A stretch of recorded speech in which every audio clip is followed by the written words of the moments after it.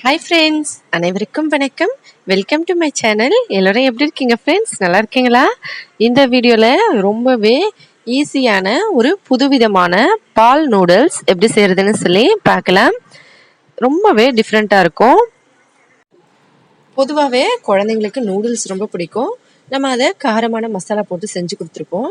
ஒரு சில குழந்தைங்களுக்கு ஸ்வீட்ஸ் பிடிக்கும். அவங்களுக்கு நம்ம இந்த மாதிரி பால் ஊற்றி செஞ்சு கொடுத்தோம்னா ரொம்ப நல்லாயிருக்கும். இதுக்கு ஒரு பாத்திரத்தில் கொஞ்சம் தண்ணி எடுத்துக்கலாம். அதில் இந்த நூடுல்ஸ் இப்படி நம்ம வந்து கடையில் வாங்குகிற இந்த நூடுல்ஸை இப்படி எடுத்துக்கலாம். நம்ம வீட்டிலையே செஞ்ச நூடுல்ஸ்லேயும் இதை செய்யலாம். நம்ம சேனல்லையே ஏற்கனவே நம்ம நூடுல்ஸ் எப்படி செய்கிறதுன்னு சொல்லி பார்த்துருக்கோம். அதோட இப்போல்லாம் கோதுமை மாவில் செய்கிற ஆட்டா நூடுல்ஸ் அப்படின்னு சொல்லியே கடைகள்ல கிடைக்குது. அதையும் நம்ம எடுத்துக்கலாம். அதை உடச்சி இந்த மாதிரி தண்ணியில் போட்டு வச்சுட்டு அடுத்து நம்ம ஒரு பாத்திரத்தில் ஒரு கப் அளவுக்கு பால் அடுப்பு மேலே வச்சு நல்லா கொதிக்க வைக்கலாம். பால் நல்லா சூடாகட்டும். அதுக்கப்புறம் இந்த தண்ணியில் போட்டு எடுத்து வச்ச நூடுல்ஸை அப்படியே எடுத்து நம்ம பாலில் போட்டுடலாம். நம்ம வந்து பாலை அடுப்பு மேலே வச்சு சூடு பண்ணுறதுக்கு இந்த மாதிரி வச்சுருந்தோம் இல்லைங்களா? இது சூடாகிறதுக்குள்ள அந்த டைமில் இதை நம்ம தண்ணியில் வச்சா போதும். இதை எடுத்து இந்த மாதிரி பாலுக்குள்ளே போட்டுடலாம். போட்டுட்டு இதை வேக வைக்கலாம். நம்ம எப்போவும் நூடுல்ஸ் எப்படி செய்வோமோ அதே போல தான் நம்ம நிறைய தண்ணி வச்சு நூடுல்ஸ் வேக வச்சு வடிகட்டி எடுப்போம். இது வந்து நம்ம பாலில் அப்படியே போட்டு வேக வைப்போம். சூப் நூடுல்ஸ்லாம் செய்வோம் இல்லைங்களா? அந்த மாதிரி நம்ம இதை வேக வைக்கணும். இந்த மாதிரி நல்லா கொதிக்குது பாருங்க. இப்போ கொஞ்சம் கொஞ்சமாக இதை வேக ஆரம்பிக்கும். நூடுல்ஸ் வந்து ரொம்ப சீக்கிரமாக வெந்துடும். நமக்கு எல்லாருக்குமே தெரிஞ்சது தான். நீங்கள் சாதாரண நூடுல்ஸை விட கோதுமை மாவில் இப்போ வர நூடுல்ஸ்லாம் நிறைய பார்த்தீங்கன்னா ஆட்டா நூடுல்ஸ் அப்படின்னு சொல்லி வருது. அதை வாங்கி சேர்த்துக்கோங்க. இது வெந்துட்டு இருக்கும் போதே இதில் கொஞ்சமாக வெல்லம், இனிப்புக்கு ஏற்ற மாதிரி வெல்லமோ இல்லை சர்க்கரையோ இல்லை பனங்கற்கண்டு, நாட்டு சர்க்கரை ஏதாவது ஒன்று சேர்த்துக்கலாம். வீட்டில் ரெகுலராக என்ன ஸ்வீட்னஸ்க்காக சேர்ப்பீங்களோ அதையே சேர்த்துக்கலாம். இப்போ இந்த மாதிரி நல்லா கலந்து நம்ம வேக வைக்கணும். கொஞ்ச நேரத்தில் இந்த மாதிரி நல்லா வெந்துடும். இப்போ பாதி அளவுக்கு தான் வெந்திருக்கு. நம்ம ஊற்றி இருக்க பால்லையே இது முழுக்க முழுக்க வேகணும். இந்த மாதிரி கிளறி விட்டு ஸ்லோவான மீடியம் ஃப்ளேம்லேயே வச்சு இதை வேக வைங்க. இன்னும் கொஞ்சம் பால் இருக்குது. இது மொத்தமாக சுண்டி வரட்டும். இப்போ பாருங்கள், இந்த மாதிரி மொத்த பாலும் இந்த நூடுல்ஸில் முழுக்க முழுக்க கலந்துருச்சு. இது போல் நம்ம கலந்துட்டு கொஞ்ச நேரம் வைக்கலாம். பால் வந்து இன்னும் கொஞ்சம் தெரியுது பாருங்கள். நீங்கள் இதை பார்க்கும்போதே தெரியும் உங்களுக்கு இன்னும் கொஞ்சம் பால் இருக்கிறது. மொத்த பாலும் சுண்டுற வரைக்கும் நம்ம நூடுல்ஸோட அது வரைக்கும் நம்ம இதை வேக வைக்கணும். இப்போ மொத்த பாலும் சுண்டிருச்சு பாருங்கள். நூடுல்ஸ் நல்லா வெந்துருச்சு, பார்த்தாலே தெரியும். குழந்தைங்களுக்கு நூடுல்ஸ் பிடிக்கும்னா நம்ம இந்த மாதிரி செஞ்சு கொடுக்கலாம். அவங்க விரும்பி சாப்பிடுவாங்க. எப்பவும் காரமே செய்கிறத விட ஒரு சில குழந்தைங்களுக்கு ஸ்வீட்டும் பிடிக்கும். அவங்களுக்கு இந்த மாதிரியே செஞ்சு கொடுக்கலாம். எப்பவும் ஒரே மாதிரி செய்கிறதுக்கு கொஞ்சம் புதுசாக அவங்க வித்தியாசமாக சாப்பிடுவாங்க. நம்ம வந்து வீட்டிலையே செய்கிற நூடுல்ஸை நேரடியாக அப்படியே எடுத்து ஒரு தடவை தண்ணியில் அலசிட்டு அதுக்கப்புறம் நம்ம இதில் போட்டுக்கலாம். தண்ணி வச்சுட்டு அதில் போட்டு உடனே எடுத்து நம்ம பாலில் போட்டுக்கலாம். அவ்வளோதான். இதே போல் நம்ம எந்த நூடுல்ஸாக இருந்தாலும் செய்யலாம். கோதுமை மாவு நூடுல்ஸாக செய்யுங்க. உடம்புக்கு ரொம்ப ரொம்ப நல்லது. இப்போ இது ரெடி ஆகிடுச்சு. அடுப்பை ஆஃப் பண்ணிவிட்டு இறக்கிடலாம். அவ்வளோதான் ஃப்ரெண்ட்ஸ், பாருங்கள்.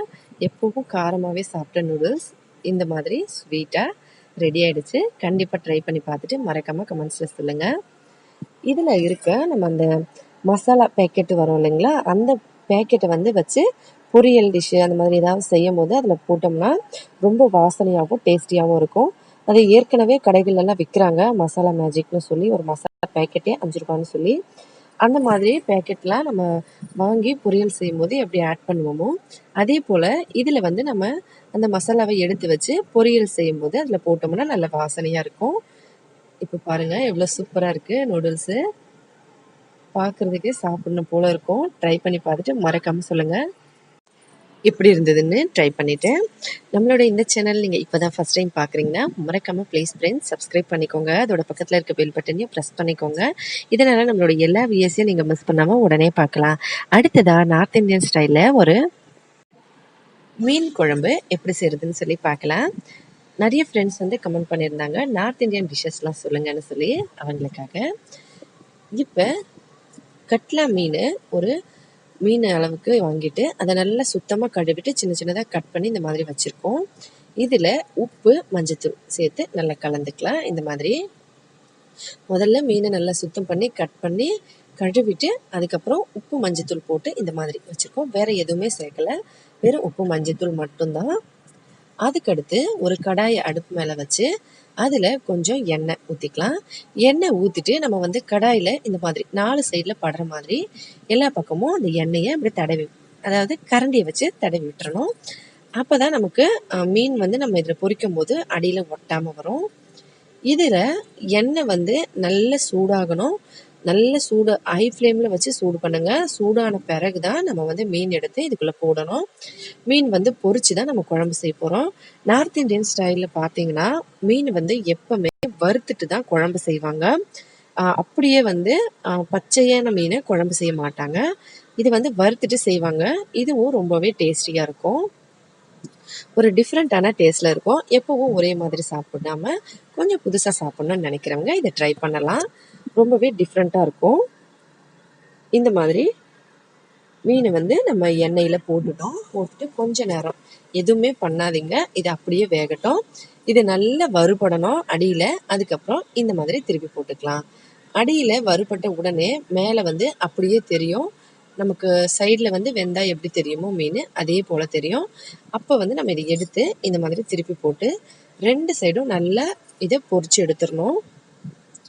எண்ணெய் வந்து எதுக்காக அதிகமாக சேர்த்துருக்கேன்னா, நம்ம வந்து இதே எண்ணெயில் குழம்பும் செஞ்சுக்கலாம். அதனால் கொஞ்சம் அதிகமாக சேர்த்துருக்கோம்.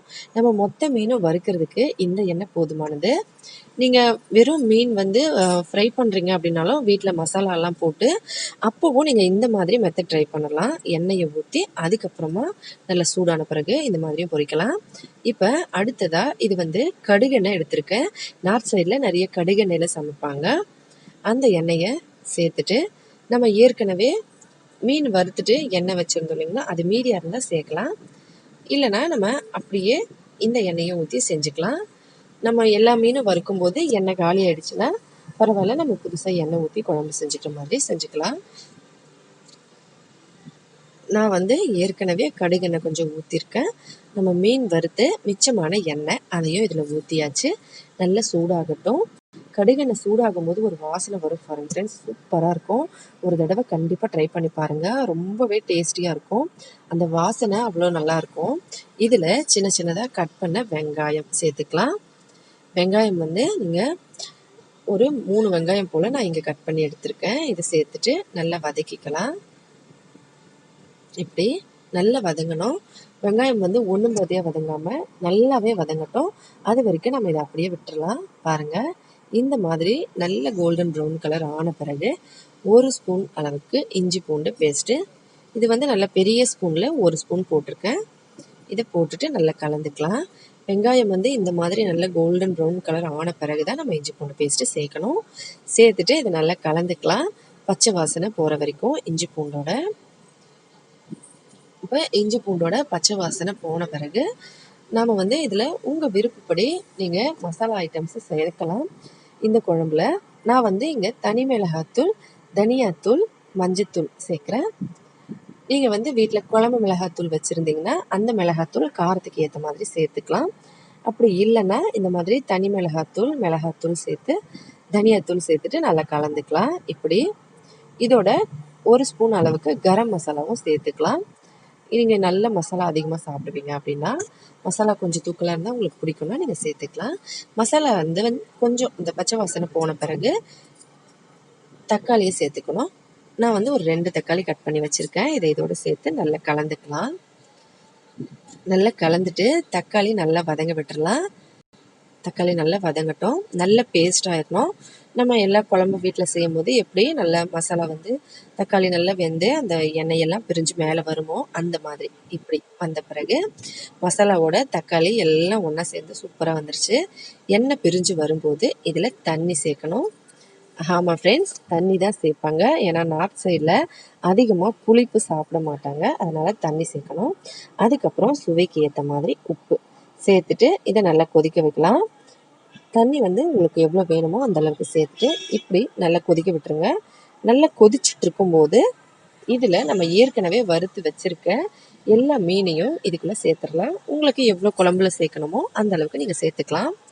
நல்லா கொதிக்கும் போது சேர்த்துட்டு அதுக்கப்புறம் இது நல்லா கொதிக்கட்டும். இப்போ பார்த்தீங்கன்னா உங்களுக்கு சைடில் எண்ணெய் எதுவும் தெளிஞ்சு வரல. நம்ம மீன் போட்டு இதை நல்லா கலந்துட்டு இன்னொரு தடவை இதை கொதிக்க வச்சோம்னா சைடில் எண்ணெயெல்லாம் நல்லா தெளிஞ்சு வந்துடும். இது வந்து ஒரு டிஃப்ரெண்ட்டான டேஸ்ட்டில் இருக்கும். பாருங்க, எல்லாத்தையும் சேர்த்தாச்சு. மீன் வந்து கொஞ்ச நேரம் கொதிக்கட்டும். அது மீனுக்குள்ள அந்த ஜூஸ் மசாலா இருக்கு இல்லைங்களா, அது மொத்தமாக இறங்கும் போது அவ்வளோ டேஸ்டியாக இருக்கும். மீன் குழம்பு சாப்பிடும்போது, அந்த மீன் சாப்பிடும்போது பாருங்க, எண்ணெய் ஃபுல்லாக தெளிஞ்சு எப்படி ஓரமாக வந்துருச்சு. இப்போ மீன் குழம்பு ரெடி ஆயிடுச்சு. அவ்வளோதான் ஃப்ரெண்ட்ஸ். இதை எடுத்து சாப்பிட்டா ரொம்ப சூப்பராக இருக்கும். கண்டிப்பாக ட்ரை பண்ணி பார்த்துட்டு மறக்காமல் கமெண்ட்ஸில் எப்படி இருந்ததுன்னு சொல்லிடுங்க. ரொம்பவே டிஃப்ரெண்ட்டான நார்த் இந்தியன் ஸ்டைல் ஃபிஷ் கறி ரெடி. இதில் உருளைக்கிழங்கும் போட்டு சமைப்பாங்க. வேணும்னா உருளைக்கிழங்கு காய்கறிகளை நம்ம சேர்த்துக்கலாம். ட்ரை பண்ணி பார்த்துட்டு மறக்காமல் எப்படி இருந்ததுன்னு கமெண்ட்ஸில் சொல்லுங்கள் ஃப்ரெண்ட்ஸ். லாஸ்ட்டாக கொஞ்சமாக கரம் மசாலா தூள் இல்லைன்னா பட்டையோட பவுடர் தூவி இறக்கிட்டா கொத்தமல்லி தழை தூவி சாப்பிட்டு பாருங்கள். அதுக்கப்புறம் கமெண்ட் பண்ணுங்கள் எப்படி இருந்ததுன்னு சொல்லி. ட்ரை பண்ணி பார்த்துட்டு மறக்காமல் எப்படி இருந்ததுன்னு சொல்லி சொல்லுங்கள் ஃப்ரெண்ட்ஸ். வீடியோ பிடிச்சிருந்தா லைக் பண்ணுங்கள், ஷேர் பண்ணுங்கள். மறக்காமல் நம்ம சேனலை சப்ஸ்கிரைப் பண்ணிக்கோங்க. மேலும் இதே போல் இன்னும் பல வீடியோஸ் பார்க்குறதுக்காக நார்த் இந்தியன் டிஷ் வேணும்னு சொல்லி கேட்ட ஃப்ரெண்டுக்கு ரொம்ப ரொம்ப நன்றி. இந்த மாதிரி வேறு ஏதாவது வீடியோஸ் வேணும்னா மறக்காமல் கமெண்ட்ஸில் சொல்லுங்கள் ஃப்ரெண்ட்ஸ். அப்லோட் பண்ணுறோம். ஹெல்த்தியான ஃபுட்டாக வீட்டிலேயே சமைச்சு சாப்பிட்டு ஹெல்த்தியாகவும் சேஃபாகவும் இருங்க. ஹோட்டல் ஃபுட்ஸை அவாய்ட் பண்ணுங்கள். இந்த வீடியோவை பார்த்த அனைத்து நண்பர்களுக்கும் மிக்க நன்றி. வணக்கம்.